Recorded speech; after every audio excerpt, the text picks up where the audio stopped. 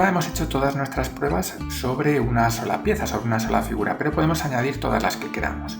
Tenemos que irnos aquí a Subtool, que es como se llaman en ZBrush, y podemos o bien presionar añadir o bien insertar. La diferencia luego la veremos. Vamos a añadirle una nueva pieza y podemos elegir entre estas que tenemos aquí. Vamos a añadir, por ejemplo, un cubo para que sea diferente a la otra. Bien, ya tenemos nuestro cubo y ahora lo vamos a mover. Y vemos que no podemos hacer nada. ¿Por qué? Porque no la tenemos seleccionada. Si nos fijamos aquí está un poco remarcada la esfera, pero el cubo no. Si presiono aquí sobre el cubo, se marca y entonces ahora voy a presionar la X para activar la simetría.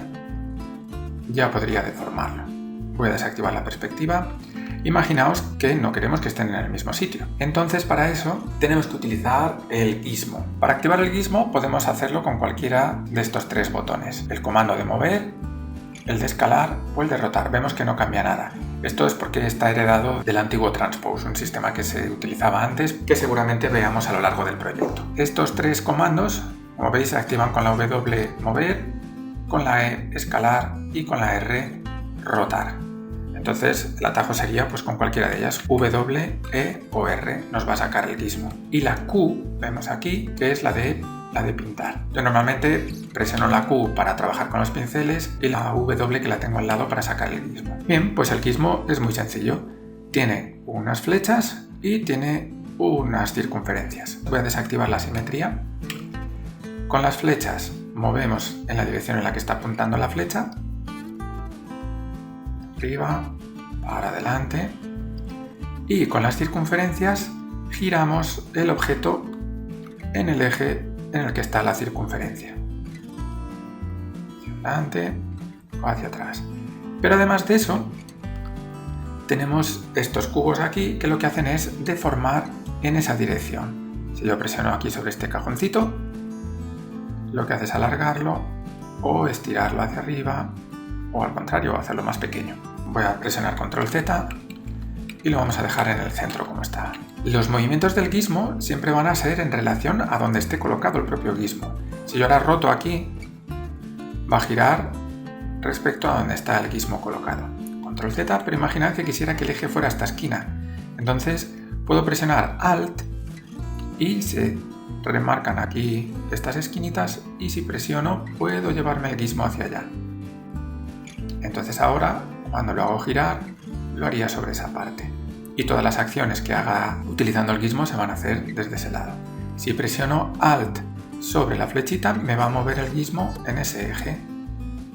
Si presiono en el otro, en el otro.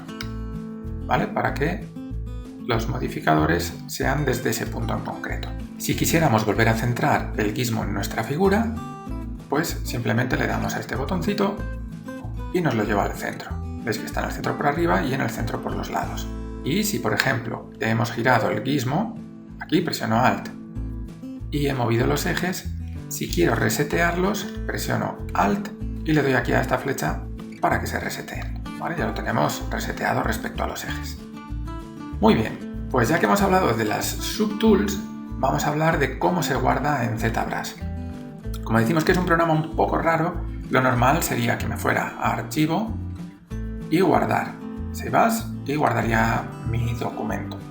Pero no es como se suele trabajar en ZBrush. Si hacemos eso, guardaríamos toda la historia, todas las diferentes tools que tengamos aquí, que ahora hablaremos de lo que es, y todo. Pero lo que queremos es guardar solamente, pues imaginaos, nuestro trabajo ha sido hacer una esfera con un cubo y esto lo quiero guardar. Pues entonces lo que se suele hacer en ZBrush es guardar una tool. Una tool tiene dentro diferentes subtools.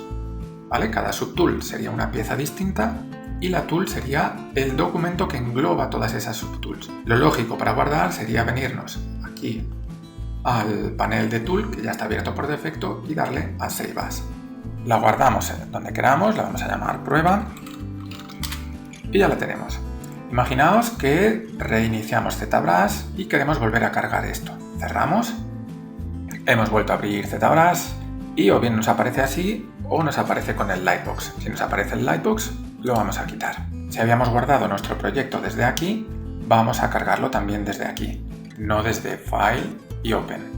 ¿Vale? Nos vamos aquí a que nos cargue la tool. Load Tool, cargamos nuestro archivo de prueba y no pasa nada. Si pinchamos y arrastramos, vemos que nos aparece y ya podríamos trabajar, o no, nos vuelve a aparecer. Para poder trabajar siempre tenemos que tener activo este botoncito de Edit, que se activa o bien presionándolo o dándole a la letra T. Para limpiar el canvas presionamos Control N, Control y N de nuevo, de New. Y ahora sí, presiono, arrastro y le doy a Edit. Ya podríamos colocarlo y esto es lo que tendríamos. Vale, ¿por qué no sale este color tan feo? Porque está activo por defecto este Matcap Red Wax, que es odiado por todo el mundo que trabaja en ZBrush. Entonces vamos a seleccionar un material diferente. Vamos a seleccionar, por ejemplo, este, Matcap Gray. De los materiales ya hablaremos más adelante. Y aquí ya tendríamos nuestra pieza, con las diferentes subtools que habíamos creado antes. A mí personalmente no me gusta este degradado que tiene ZBrush por defecto, por lo que yo, para cargar una tool que ya haya creado, lo que suelo hacer siempre es, voy a sacar el Lightbox y abro el proyecto con el que empezamos a trabajar, por ejemplo, este de Dynamesh Sphere, cualquiera de estos.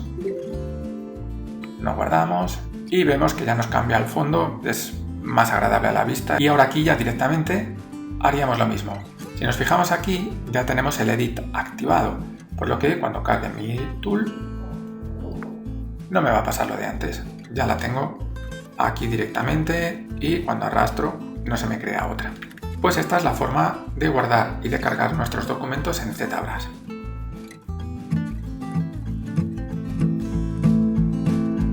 Y ahora, una vez que ya tenemos la base, vamos a ver otro concepto importante que es el de Dynamesh. Los proyectos que abrimos al principio se llamaban Dynamesh Sphere 128, Dynamesh Sphere 32, Dynamesh Sphere 64. Venga, pues vamos a abrir cualquiera de ellos. Vamos a abrir este, el más pequeño, el de 32. Hago doble clic y vamos a ver qué es Dynamesh. Voy a quitar la perspectiva, presiono la B y esta brocha se llama Snake, por lo tanto empieza por S. Hook, por lo tanto va a ser la H, la tecla asociada a esta brocha. Ya tenemos la simetría activada. Voy a cambiar un poco el tamaño y ahora vamos a ver lo que se llama la topología de nuestra pieza. Si activo aquí el polyframe, vemos cómo están distribuidos los polígonos en nuestra figura. Vemos que son cuadrados más o menos, pero que no están muy bien ordenados. Cuando yo con el Snake Hook empiezo a deformar la pieza, vemos que esos cuadrados se van alargando. Si yo ahora quisiera deformar esto más, no podría. Veis que se empieza a romper la malla y se empieza a estropear todo. ZBrush se ha hecho muy famoso y ha revolucionado los programas 3D gracias al Dynamesh. Si nos vamos aquí a Geometría, vemos que tenemos un panel que pone Dynamesh y vemos que está activo. Por eso cuando abrimos nuestro proyecto se llamaba Dynamesh 32 y que la resolución es de 32. Dynamesh lo que hace es recalcular nuestra malla. Estos rectángulos tan enormes, cuando yo hago Control y arrastro fuera, me recalcula la zona. Y ahora podría seguir deformando. Vuelvo a hacer Control y arrastro, me lo vuelvo a recalcular. Yo sigo deformando, Control y arrastro. Y podría hacer formas muy locas gracias a que nos recalcula de nuevo la topología. Voy a hacer Control Z. Voy a quitar el polyframe. Vamos a irnos a un pincel que ya tenemos conocido, como por ejemplo el DAM estándar.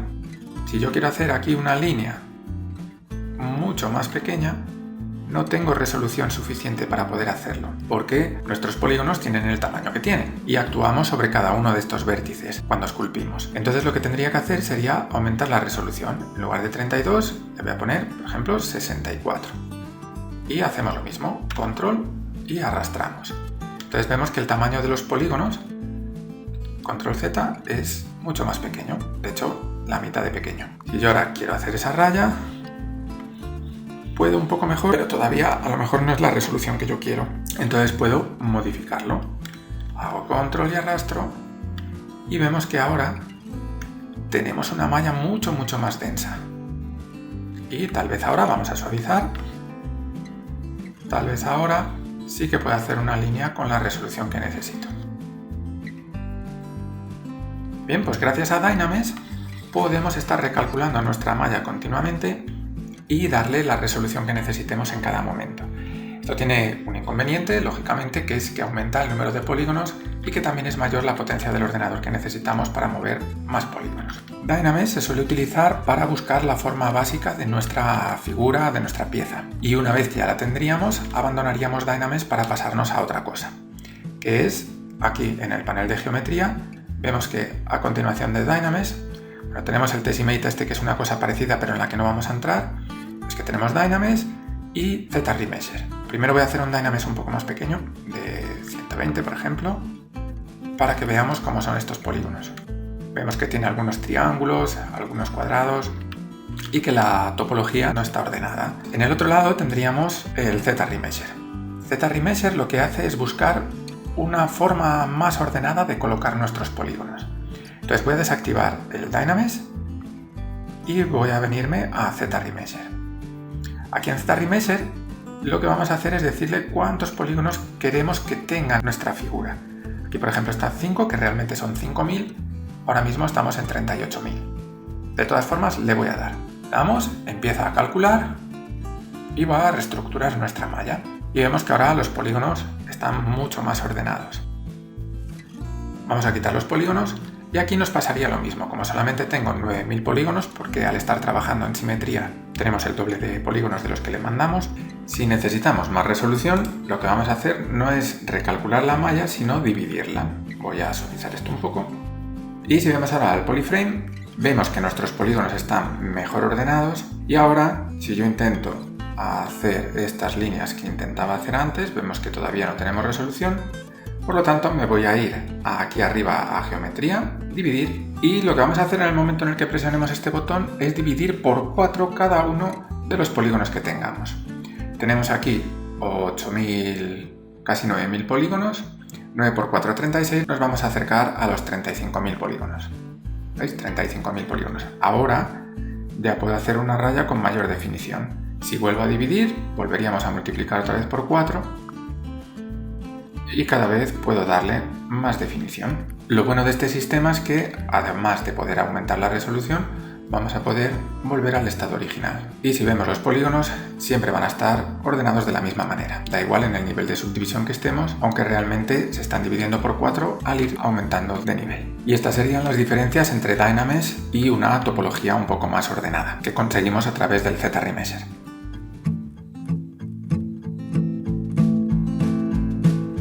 De la misma forma que decíamos que ZBrush puede ser muy poco amigable cuando empezamos a trabajar con él, tiene una función estupenda, que es que lo podemos personalizar completamente a nuestro gusto. Para ello podemos venirnos aquí a Preferencias, venimos a Configuración y vamos a presionar este botón de activar la personalización. Hacemos clic y vemos que ha cambiado un poco el entorno porque ahora vamos a poder diseñarlo a nuestro gusto. Por ejemplo, si yo no voy a utilizar estos controladores para cambiar el tamaño del lienzo, puedo presionar Control Alt y moverlo, y si lo echo para acá, lo elimino. Este tampoco lo voy a usar, lo elimino y lo tiro todo fuera. Si por ejemplo yo quiero tener un atajo a mis pinceles aquí abajo, los pinceles que más utilizo, puedo venirme aquí a Brush y vamos a pulsar sobre este botoncito de aquí para que se nos ponga en un lateral ahora temporalmente. ¿Qué pinceles habíamos utilizado hasta ahora? Pues estos que están aquí. Por ejemplo, el estándar, Control Alt y me lo voy a colocar aquí. Bien, utilizo mucho también el Clay Tubes, pues lo voy a colocar aquí. El Polish también, lo coloco. Dame estándar. Venga, el Pinch también, no lo hemos utilizado, pero también se utiliza bastante. Y también quiero tener el Control Shift y voy a seleccionar, por ejemplo, el Trim Curve, que es diferente. No lo puedo coger de aquí directamente. Entonces Control Shift, lo selecciono y ya me aparece aquí en la lista de pinceles recientes. Control Alt y me lo llevo para acá. También Control Shift utilizo el Slice Curve, que lo tengo aquí. Entonces ya me aparece aquí en la lista. Control Alt, me lo llevo para aquí. Y así podría poner aquí todos los pinceles que quisiera y configurar otras cosas. Voy a cerrar esto. Imaginad que utilizo también mucho el Dynamesh. Pues en lugar de venirme a Geometría, Dynamesh, aquí tengo el botón, pues en vez de venir aquí cada vez que lo necesitase o cada vez que necesitase cambiar la resolución, puedo cogerlo, Control Alt arrastrarlo para acá y el botón de resolución también llevármelo para acá. Y podría hacer lo mismo con Z-Remesher, por ejemplo. Pues tengo aquí el botón de Z-Remesher, que lo puedo poner aquí, y la resolución que le vamos a dar también la podemos poner aquí. Esta sería una forma básica de personalizar nuestro interface. Según vayamos avanzando y según vayamos teniendo un flujo de trabajo dentro de ZBrush, lo ideal es que nos creemos nuestro propio entorno de trabajo. Yo ahora os voy a enseñar mi entorno de trabajo con el que vamos a funcionar durante el curso y que os podéis descargar gratuitamente. Mi entorno de trabajo sería este. Aquí están las cosas que más utilizo, a las que puedo acceder pues prácticamente de una forma directa sin tener que andar por aquí, por todos estos submenús.